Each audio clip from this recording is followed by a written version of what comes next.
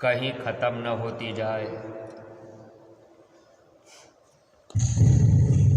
प्रेमी भाई बहनों, क्या अगल बगल साउंड खींचते हैं से। जब जब इस धरती पर महापुरुष आते हैं, महापुरुष हम जीवों को समझाने के लिए, परमार्थी धन इकट्ठा करने के लिए बराबर प्रेरित करते रहते हैं। अगर परमार्थी दौलत जीव के पास नहीं रहती तो ये जीवात्मा अपने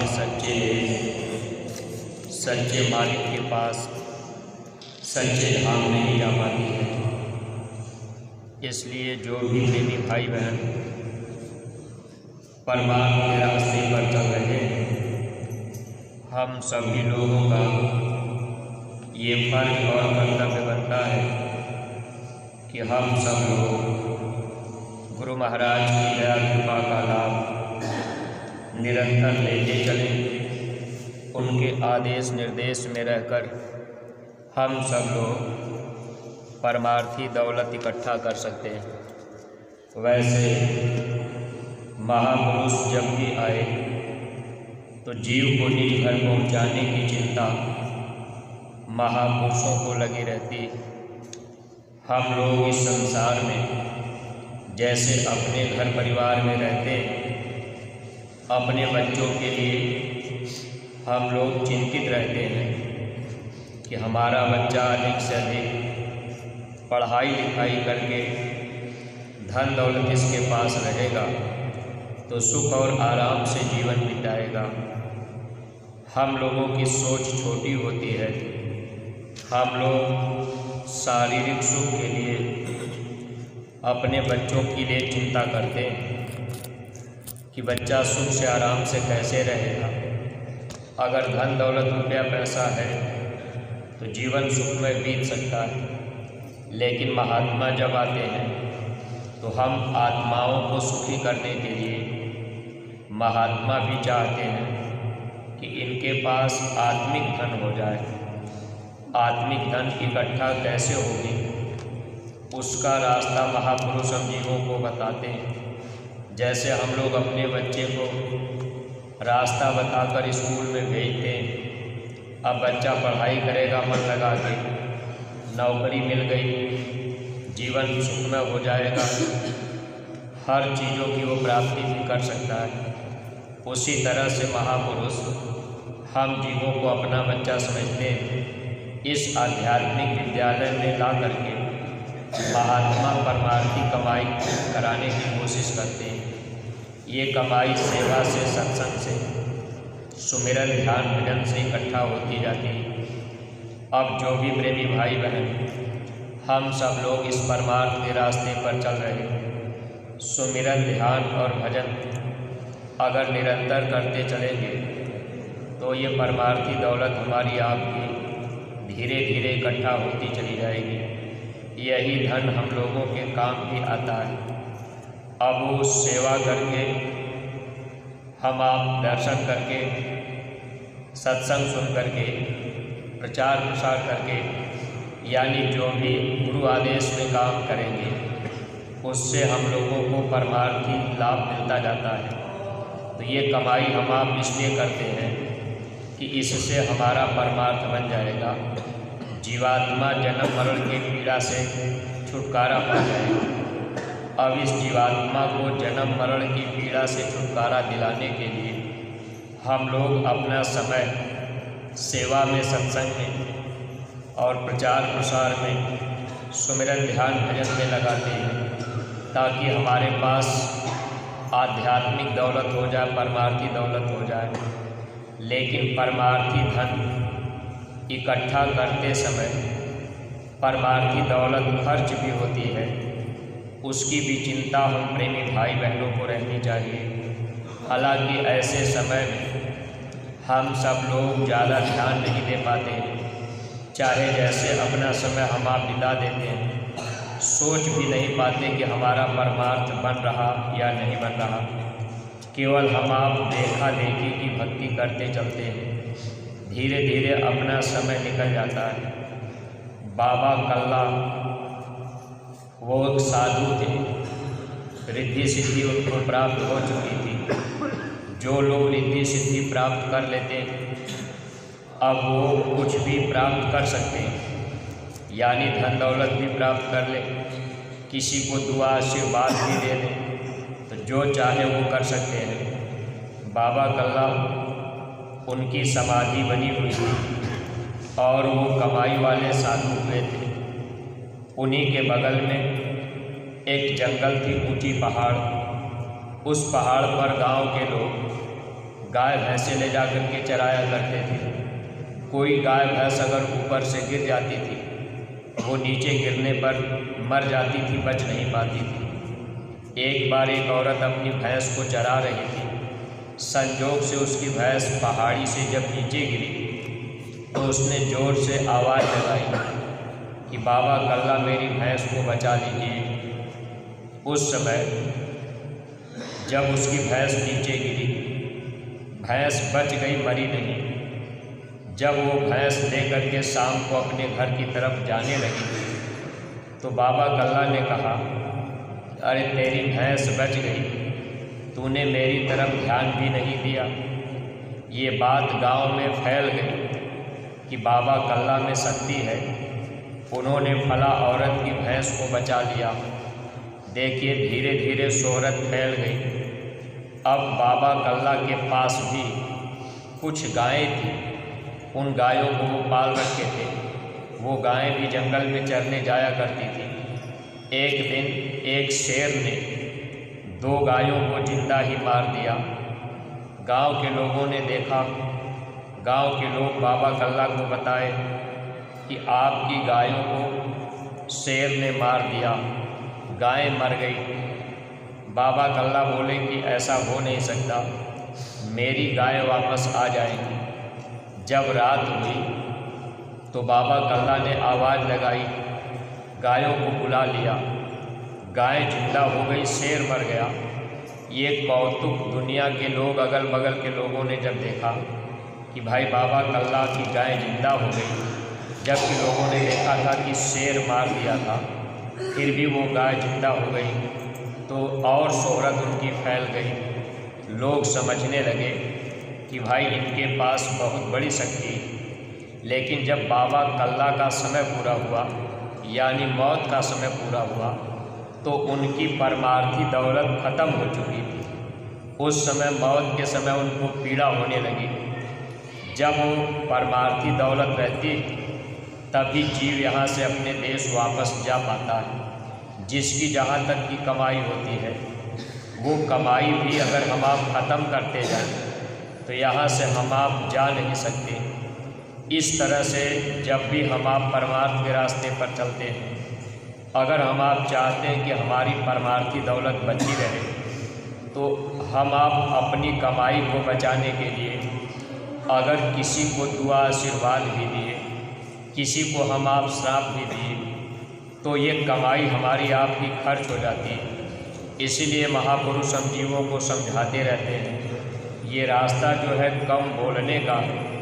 यानी जब हम आप इस संसार में चलताऊ प्रेम रखेंगे और कम बोलेंगे, गम खाएंगे, बर्दाश्त करेंगे, तो अपनी परमार्थी दौलत अपने पास पड़ी रहेगी। महापुरुषों ने इसीलिए इशारा भी किया था, ना काहू से दोस्ती, ना काहू से वैर। देखिए जब परमार्थ के रास्ते पर जीव चलते, कहीं किसी से ज़्यादा लगाव अगर संसार में आपका है, मान लीजिए कोई व्यक्ति परेशानी में है, अब वो आपसे फरियाद करेगा, अब आपके अंदर भाव आ गया कि भाई इसकी मदद हो जाए, या हम आप गुरु महाराज से फरियाद करने लगे कि मालिक दया हो जाए, इनकी रक्षा हो जाए, तो इसमें भी हम जीवों की परमार्थी कमाई जाती। स्वामी जी महाराज ये बात समझाया करते थे, हम लोग इस बात को समझने का प्रयास जल्दी नहीं करते। एक बार सत्संग में स्वामी जी महाराज सुना रहे थे कि बच्चे तुम मेरे पास आते हो, सेवा करते हो, भजन करते हो, कमाई करते हो कि हम अपने घर चले चले। गुरु महाराज ने कहा कि जब तुम मेरे पास आते हो कमाई करने के लिए अब तुम आने के बाद अब हमसे कहते हो कि मेरा बेटा ठीक हो जाए, बीमार है, ये रिश्तेदार बीमार है, ये ठीक हो जाए, यानी इस तरह की बातें स्वामी जी महाराज कहे कि तुम कहते रहते हो, तुम हमसे हमेशा मांगते रहते हो। स्वामी जी ने कहा कि जब तुम हमसे इस तरह से मांगते रहोगे, अब आप सेवा भी किए, आप ना समय भी दिए, कोई रिश्तेदार बीमार हो गया, अब आपने गुरु महाराज से कह दिया कि मालिक ये रिश्तेदार हमारे बीमार हो गए, आप दया कर दीजिए ठीक हो जाए। तो स्वामी जी महाराज ने कहा कि बच्चे मैं क्या करूँगा, जो तुम्हारी कमाई होती है उसी कमाई को दे करके हम उसको ठीक कर देते हैं। अगर इस तरह से अपनी कमाई को खर्च करते जाओगे तो फिर अपने देश नहीं जा पाओगे। इसलिए सत्संगी प्रेमी भाई बहनों, हर परमार्थी जीव को अपनी कमाई बचाने का प्रयास करना चाहिए, क्योंकि हम आप इस बात को जान भी चुके हैं कि इस दुनिया में कोई अपना नहीं, जितने रिश्ते हैं सब स्वार्थ के हैं।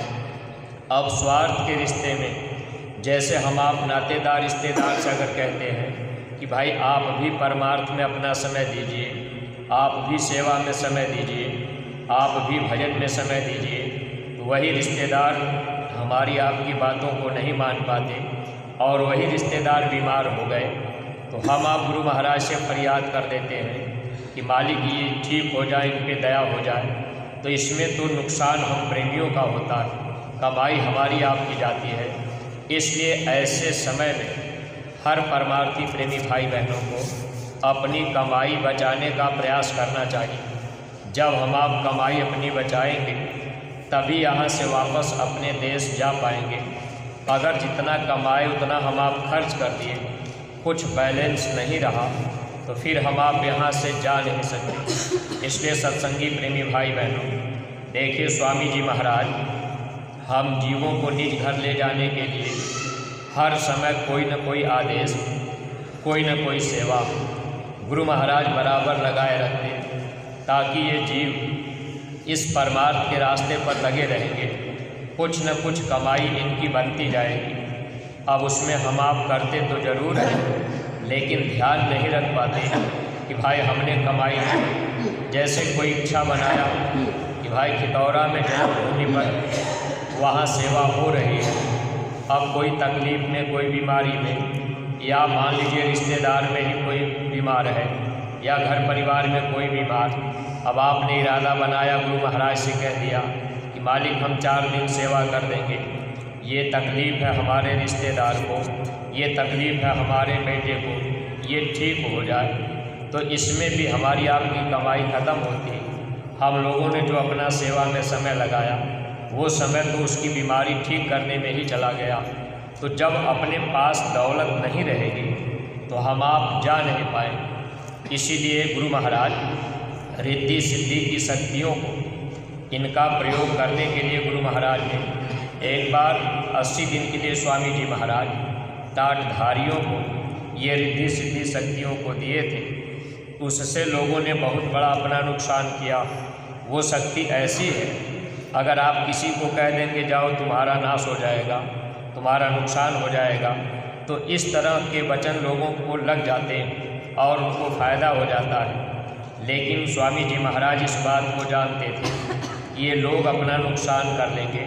फिर भी हम आप सत्संगी प्रेमी भाई बहन जो भी कमाई करते हैं उस कमाई को हम आप नाजायज़ ढंग से खर्च न करें। कोई बीमारी, कोई तकलीफ़ आ गई तो उसको अपना कर्म समझ करके कि भाई ये मेरा कर्म है, वह कर्म हम भोग रहे हैं। बीमारियों के आने का भी कई कारण होता है। स्वामी जी महाराज कहते थे बीमारी आती है, इससे डॉक्टर का भी लेन देन पूरा कराया जाता है। जैसे कोई बीमारी आ गई, किसी डॉक्टर के पास हम आप गए, उनसे दवा लिए, बीमारी ठीक नहीं हुई, फिर दूसरे डॉक्टर के पास गए, उनसे दवा लिए, वहाँ भी पैसे दिए, फिर भी ठीक नहीं हुई। तीसरे डॉक्टर के पास जब दवा किए तो वहाँ लाभ हो गया। स्वामी जी कहते थे कि डॉक्टर का लेन देन भी बीमारी आ करके इसी से पूरा कराया जाता है। तो कहने का मतलब कि जिस देश में हम आप रहते हैं ये देश लेन देन का है, और हम लोग कर्म कर्जे से दबे हुए। स्वामी जी महाराज हम लोगों के कर्म कर्जे को साफ करने के लिए, गुरु महाराज कर्म कर्जे को माफ़ करने के लिए तन की सेवा धन की सेवा बराबर हम प्रेमी भाई बहनों को लगाए रखते हैं।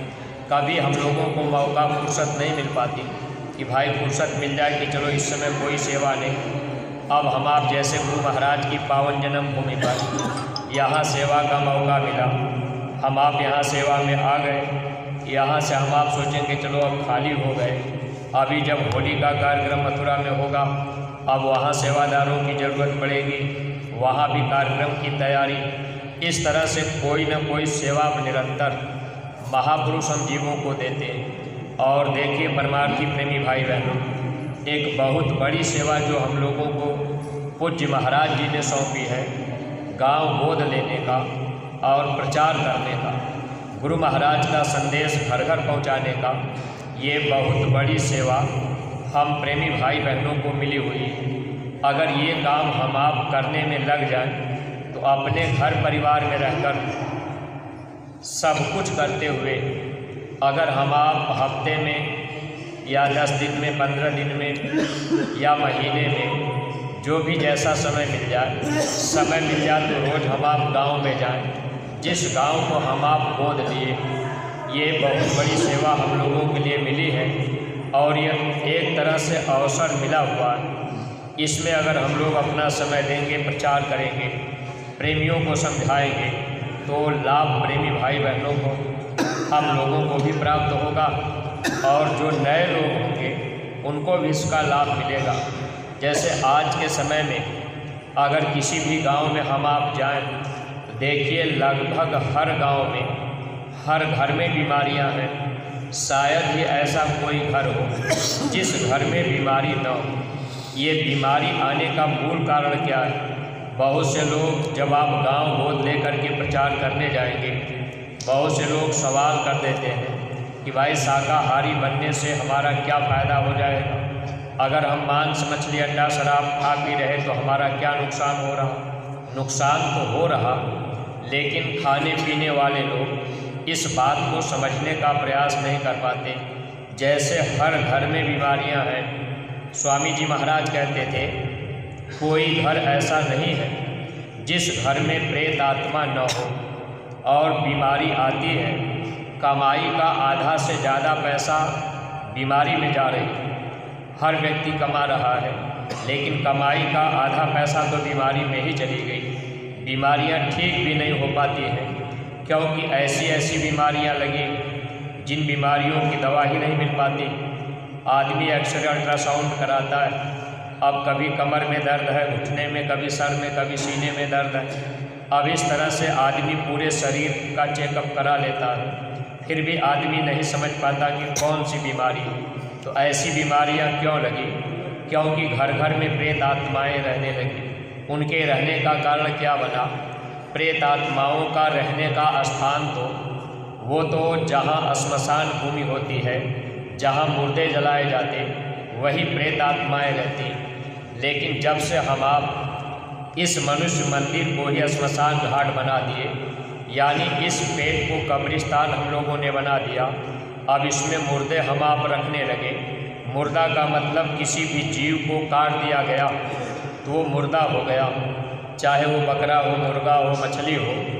अब उसको काट करके अगर हम आप पेट में रख लिए तो ये शरीर ही हमारा आपका श्मशान घाट हुआ। अब प्रेत क्यों रहने लगे? क्योंकि उनके रहने का वो स्थान है। और ये मनुष्य मंदिर ही भगवान का बनाया मंदिर है। ये मंदिर हमारा आपका गंदा हुआ, तो जहाँ मंदिर गंदा हो गया तो जिस मंदिर में हम आप भगवान को, देवी देवता को पा सकते थे, अब ये मंदिर गंदा है तो वो देवी देवता भगवान मिलेंगे नहीं, वो दूर हट जाते हैं। जैसे हम आप बैठे हैं, यहाँ अगर कोई गंदगी कर दे तो उस गंदे स्थान पर हम आप नहीं बैठेंगे। ऐसे ही ये मनुष्य शरीर अगर हम आप गंदा कर देंगे, इसमें हम आप मांस मछली अंडा शराब डाल देंगे, हम आप कभी परमात्मा को इस मनुष्य मंदिर के द्वारा प्राप्त नहीं कर सकते। जो दुआ और बरकत हम जीवों को मिलनी थी, वो दुआ बरकत ख़त्म हो जाती है। इसीलिए देखिए सत्संगी प्रेमी भाई बहनों, जो भी लोग गुरु महाराज के पास आए, स्वामी जी महाराज ने लोगों को अगर नाम दान दिया तो गुरु महाराज ने कहा कि बच्चे अपनी बुराई को मंदिर में चढ़ा देना और आपसे आप शाकाहारी रहना। अगर कोई सत्संगी जैकेट पहन लिया, आप नामदान ले लिए, इसके बावजूद भी कहीं मांस मछली अंडा शराब खा पी रहे या कोई बुरे कर्म कर रहे, अब आप सोचेंगे हमको बरकत मिल जाएगी, दया मिल जाएगी, तो कभी भी हम आप लाभ नहीं पा सकते। इसलिए स्वामी जी महाराज हम लोगों को बरकत देने के लिए, तकलीफ़ों से बचाने के लिए इतना सरल रास्ता स्वामी जी महाराज हम लोगों को पकड़ाए। अगर हम लोग उस रास्ते पर चलने लगे और हर घर परिवार में जितने भी सत्संगी प्रेमी भाई बहन हैं, अगर सब लोग अपने घर परिवार में अपने बाल बच्चों को भी सुमिरन ध्यान भजन में बैठाने लगे, उस परिवार में खुशहाली आ जाएगी, उस परिवार में बरकत रहेगी। लेकिन ये चीज़ हर परिवार में हम आप नहीं कर पाते, क्योंकि काल भगवान वो हमेशा अपना दाव लगाए रखते हैं। अब जैसे घर परिवार में एक दो सत्संगी हो गए, नामदान तो सब लोग दिए, एक दो लोग सुमिरन ध्यान भजन कर रहे तो और लोग नहीं कर रहे। यानी सुमिरन ध्यान भजन ये मूल चीज़ थी। जब सुमिरन ध्यान भजन हम आप करने लगते, बच्चे भी सुमिरन ध्यान भजन करने लगते, तो सुमिरन ध्यान भजन करने से मन धीरे धीरे मुड़ता है, कमज़ोर होता है। फिर गुरु की हर बात ये मन मानने के लिए तैयार होने लगता। लेकिन सुमिरन ध्यान भजन ये चीज़ जल्दी हम आप नहीं कर पाते।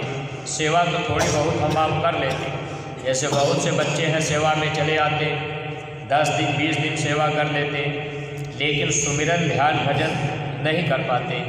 तो मूल चीज़ ये है कि ये मन हम लोगों को धोखा देता रहता है और महापुरुष चाहते हैं कि ये जीव अपना परमार्थ बना ले। इसीलिए महात्मा बराबर सेवा हम जीवों को लगाते हैं। तो सत्संगी प्रेमी भाई बहनों, हर घर परिवार में अगर हम आप खुशहाली चाहते हैं, सच्चा सुख चाहते हैं, तो सुमिरन ध्यान भजन अपने घर परिवार में बच्चों को भी हम आप बैठावें। ये हमारा आपका फ़र्ज और कर्तव्य है। और गुरु महाराज ने ये बात पहले ही बताई है कि जन जन के जुबान पे जय गुरुदेव आएगा, तब सच्ची स्वतंत्रता का आनंद पाएगा। तो जब हम आप अपने घर परिवार में भी अब सबके जुबान पे जय गुरुदेव नाम नहीं आ पाया, अगर सब लोग बैठने लगे सुमिरन करने, तो सबके जुबान पे जय गुरुदेव नाम तो हो ही जाएगा। अगर जन जन के जुबान पे जय गुरुदेव नाम होगा तो सच्ची स्वतंत्रता का आनंद मिलेगा। हम हो गए गरीब, तन धन से हैं दुखी, भूलों को यही नाम अब तो होश में लाएगा। गरीबी आ गई, शारीरिक तकलीफ हो गई, ये सब चीज़ें भी धीरे धीरे ठीक होने लगती, क्योंकि जब महापुरुष मिलते हैं नाम की दौलत मिल जाती है। अगर वो नाम की दौलत पा करके हम आप कमाई करने लगे, तो गोस्वामी जी महाराज ने वर्णन किया है कि इससे नाशे रोग हरे सब पीड़ा, रोग का भी नाश होता है, पीड़ा भी जाती। लेकिन जब हम आप ये नाम की दौलत पाकर कमाई करेंगे, तब अब हम आप कमाई भी नहीं कर पाते, उधर हम आप फरियाद भी करते हैं कि हमको दया मिल जाए, बीमारी ठीक हो जाए, ये हो जाए, घर बन जाए, मकान बन जाए। तो जितनी चाह हमारी आपकी दुनिया की लगी है, उतनी चाह और चिंता परमार्थ की नहीं, उतनी चिंता हम लोगों को अपने आत्म कल्याण की नहीं है। महापुरुष इस चीज़ को देखते रहते हैं, समझते रहते हैं कि जीव का समय धीरे धीरे ख़त्म होता जा रहा, सांसों की पूंजी ख़त्म होगी, इनको शरीर छोड़ना है, अब सांसें ख़त्म हुई तो यहाँ से जाना है। लेकिन इसी में अगर परमार्थी दौलत है, तब तो महापुरुष जीव को निजगन पहुँचा देंगे। परमार्थी दौलत कब होगी? जब आप हर तरह से गुरु आदेश का पालन करेंगे। जैसे आज कोई सत्संगी प्रेमी भाई बहन, बहुत से लोग सोचते हैं कि हमारा भजन नहीं बना, हमको सुनाई नहीं दिया, तो हम पार जाएंगे कि नहीं जाएंगे। अगर हम आप कमाई कर रहे तो निश्चित है कि हम आप निकल जाएंगे। अगर कमाई ही नहीं है तो काल भगवान रोक लेते हैं, क्योंकि जब धर्मराज के दरबार में हिसाब होता है तो वहाँ कर्मों का लेखा जोखा होता है। जो हमारे आपके कर्म है, पाप पुण्य का बैलेंस है। अब देखा जाता है कि भाई ये जीव इतनी परमार्थी कमाई किया है, अब इसके पाप कर्म इतने ही हैं, तो अब उस कर्मों को माफ़ करा कि फिर महापुरुष जीव को निकाल देते। इसीलिए हर समय गुरु महाराज हम लोगों को इधर लगाए रखते थे ताकि हम लोग कुछ न कुछ कमाई करते चलें। अगर कमाई नहीं किए तो वो रोकने के लिए तो रोकेंगे ही। अगर कोई सत्संगी नाम दान लेकर के अब आप गुरु महाराज की कोई बात नहीं माने, न कोई सेवा कर पाए, न आए गए, न गुरु से कोई प्रेम रहा, न गांव गोद ले पाए, न प्रचार प्रसार में समय दिए, तो इसमें क्या होगा? हम आप चाहेंगे कि समय पूरा हो तो निकल जाए, तो नहीं जा पाएंगे, काल भगवान रोक लेंगे।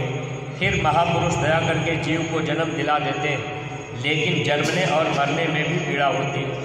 इसलिए जो भी प्रेमी भाई बहन भक्ति के राह पर आए हैं, अपनी अपनी कमाई की चिंता होनी चाहिए। और जो जिम्मेदारियां सौंपी गई, अगर उस जिम्मेदारी को हम आप पूरी तरह से निभाएंगे तो सद्गुरु प्रसन्न होते हैं। जब सद्गुरु खुश होते हैं तभी जीव को दया मिलती है। अगर गुरु खुश हो गए तो जीव का काम बन जाता है। लेकिन इस संसार में हम आप भक्ति के राह पर भी चलने में डरते रहते हैं। देखिए, जैसे गुरु महाराज ने हम प्रेमियों को आदेश दिया और गुरु महाराज ने जिम्मेदारियां बढ़ाई, जिम्मेदारी सबको दे दी गई।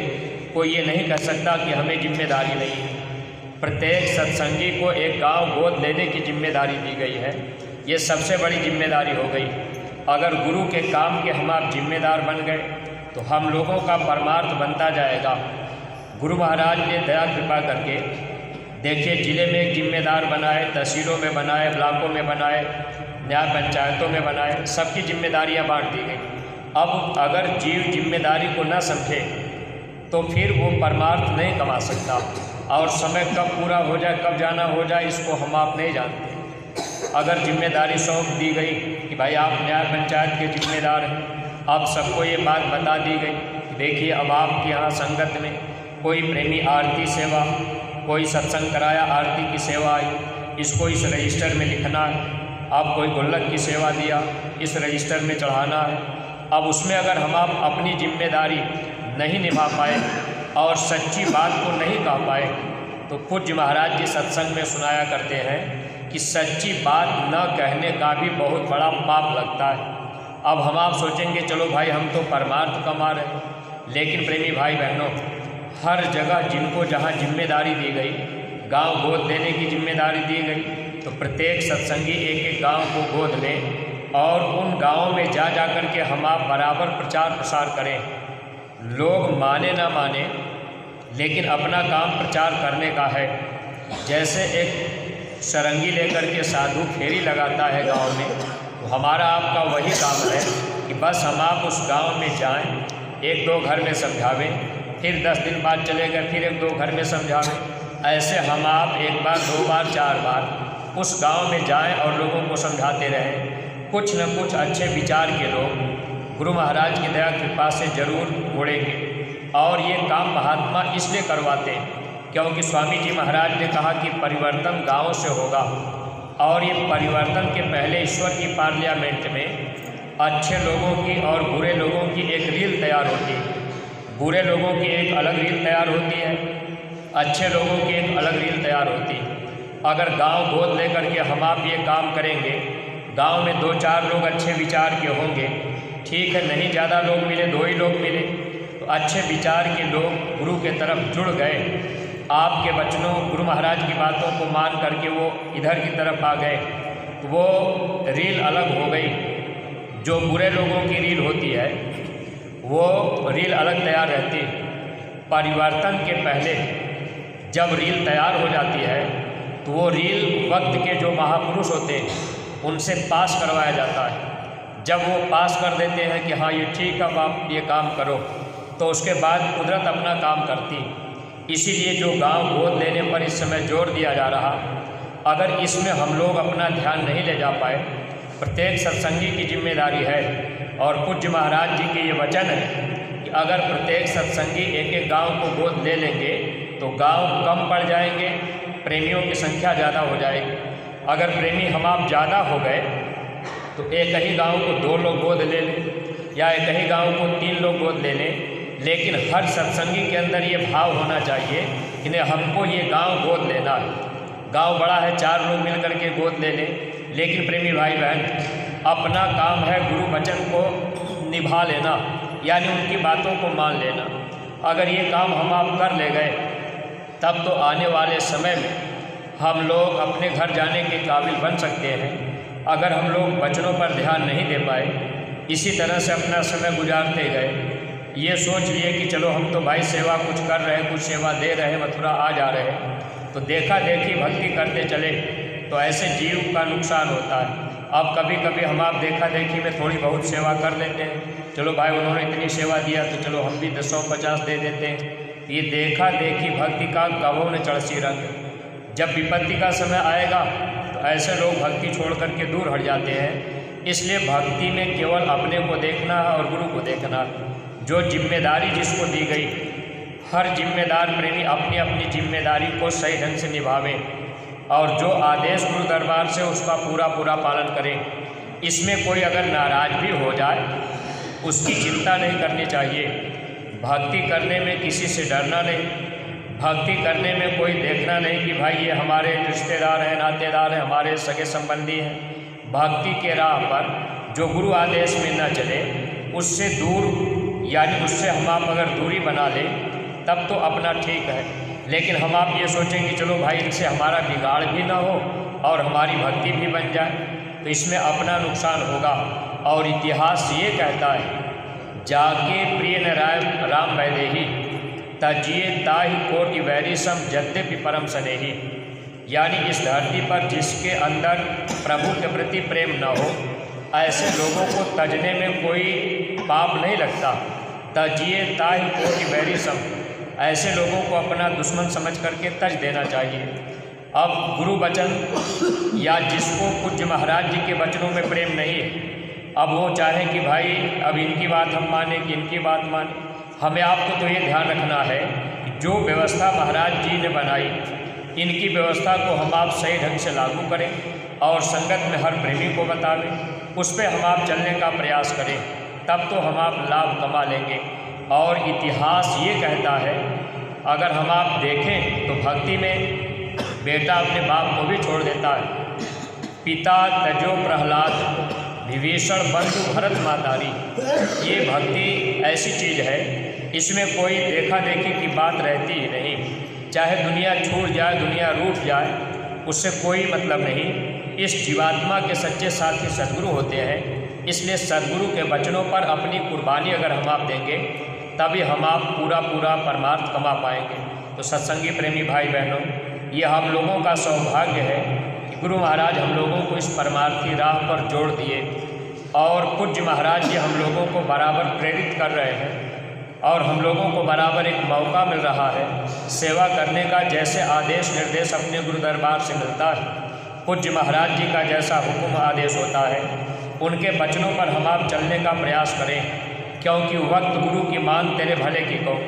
अगर समय के सद्गुरु की बात को हम आप नहीं माने तो इसमें नुकसान होगा, शंका संदेह होगा, तो ये अपना नुकसान करता है। जो व्यवस्था बनाई गई, जो आदेश मिले, उसका हम आप पालन करें और आना जाना होता रहे।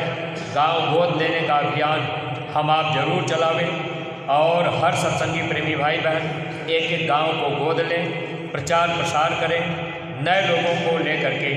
जब कार्यक्रम अगर मथुरा में 18, 19, 20 मार्च को होली का कार्यक्रम मथुरा में होना निश्चित है, तो उस तरह से हम आप प्रेमी भाई बहन नए लोगों को प्रेरित करके पहुँचावें। हमारा आपका काम है उनको वहाँ तक पहुँचा दें। बाकी इसके बाद गुरु की जिम्मेदारी बनती है और वो जीवों को पकड़ करके कैसे संभालेंगे, किसको कैसे मोड़ेंगे, महापुरुष जानते हैं। तो हम ज़्यादा आपका समय नहीं ले रहे। देखिए, सेवा में आप सब लोग बराबर अपना समय दे रहे हैं। इन्हीं शब्दों के साथ हम अपनी वाणी को विराम दे रहे हैं। कोई बात अगर अटपटी लगी है तो आप लोग क्षमा कीजिएगा। सब लोग प्रेम के साथ मालिक के पावन नाम का उच्चारण करेंगे। जय गुरुदेव।